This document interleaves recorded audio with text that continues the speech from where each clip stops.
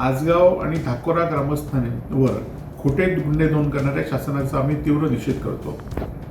आजगाव आणि धाकोरा ग्रामस्थांनी काल एकजुटीने मायनिंगच्या सर्वेसाठी कोणताही पूर्वकल्पना न देता हा सर्वे चालू होता। त्याचबरोबर मुख्य कार्यकारी जिल्हा परिषद यांचं एक पत्र हे मायनिंगला सर्वेसाठी आलेले लोक दाखवत होते। खरं तर जिल्हा परिषद मुख्य कार्यकारी अधिकाऱ्यांचा आणि मायनिंग सर्वेचा कुठलाही विषय या कुठलाही संबंध येत नाही। खरं तर जिल्हा प्रशासन जिल्ह्यातील सत्तेत असलेले लोक यांना मायनिंगला सर्वे करण्यासाठी पाठिंबा देत आहेत। आपण बघितलं असाल की या लोकांवर 50 लोकांवर खोटे गुन्हे नोंद केले आहेत। खरं तर एवढा पोलीस पाटा हे गुन्हे नोंद हे सत्तेचे लोक असल्याशिवाय हे होऊ शकत नाही वस्तुस्थिती आहे। आपण बघितलं असाल की 2004 ते 2014 या जिल्ह्यामध्ये अनेक मायनिंगचे सर्वे झालेत।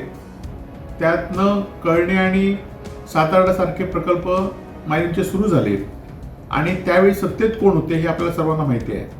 पण 2000 आणि ते 2024 मध्ये आम्ही लोकप्रतिनिधी असताना मी असू देत, विनायक राऊत असू देत किंवा शिवसेनेचे लोकप्रतिनिधी किंवा सरकारमध्ये पालकमंत्री शिवसेनेचे असल्यामुळे आम्ही 2000 ते 2024 मध्ये एकही प्रकल्प नवीन सुरू करू दिला नाही। हे सिंधुदुर्ग जिल्ह्यातल्या लोकांनी लक्षात घ्यावे। आता 2024 मध्ये एकाच घराण्याकडे ही सगळी सत्ता आल्यामुळे आज गेले वर्षभर अवैधरित्या उत्खनन सगळीकडे सुरू आहे। त्याला प्रशासनाला धमकीने प्रशासन त्यांच्या पाठीशी असतं, कारण प्रशासनाने ते जुमानत नाहीत। प्रशासनावर राजकीय दबाव वारंवार आणत राहतात आणि त्यामुळेच एकाच घराण्याकडे सिंधुदुर्ग जिल्ह्यातली सत्ता गेल्यामुळे पालकमंत्री, आमदार, खासदार आता पुन्हा 2024 नंतर आता पुन्हा हे जवळजवळ 11 प्रकल्प मायनिंगचे या सिंधुदुर्ग जिल्ह्यात येत आहेत। त्याचबरोबर देवगड येथे, मुणगे येथे अणुऊर्जा प्रकल्प येत आहेत आणि या प्रकल्पाला कोणाचा आशीर्वाद हे सांगण्याची गरज नाही।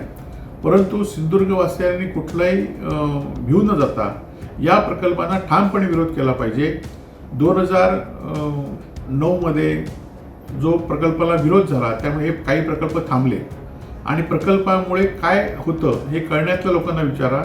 कळण्यातमध्ये मायनिंगचं उत्खनन झाल्यामुळे 2 वर्षापूर्वी जे अतिवृष्टी 4 वर्षापूर्वी झाली त्या अतिवृष्टीमुळे मायनिंगचे सगळे या ठिकाणी जे डोंगर खचल्यामुळे सगळी घरं मातीने भरून गेली होती। सगळा गाव 8 दिवस त्या घरातल्या लोकांना शेतीची नुकसान झालं होतं, बागायतीचं नुकसान झालं होतं। त्यामुळे सिंधुदुर्गवासियांनी या मायनिंग प्रकल्पाला ठामपणे विरोध केला पाहिजे आणि विरोध करणाऱ्यांच्या पाठीशी सिंधुदुर्गवासियांनी राहिलं पाहिजे अशी आपल्याला सर्वांना विनंती आहे।